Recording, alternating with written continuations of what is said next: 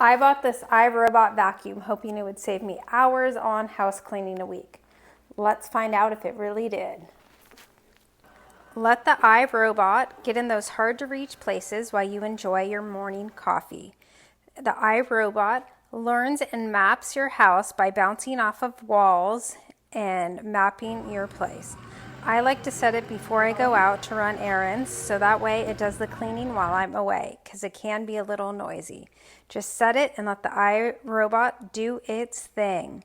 I love how it gets in those hard to reach places and picks up dirt easily.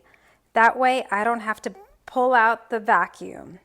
It easily transitions from one floor to the next as long as you're on a one-level house or apartment. It gets in those hard to reach places and can just bounce off of doors and walls, no problem. It picks up the dirt and all you have to do is empty this easy to release container every 2 or 3 days or once a week. So was the iRobot worth it? I would say yes. The iRobot saves me 1 to 2 hours a week vacuuming my apartment. I absolutely love it. I no longer have to pull out the big heavy vacuum, try to reach around furniture, move furniture to get into all those spots. The iRobot does it for me.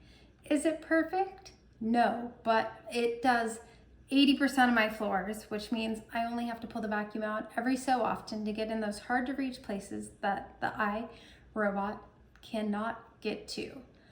Overall, I'm super happy with it. So if you're thinking about picking one up, I highly suggest. It will save you hours of cleaning per week.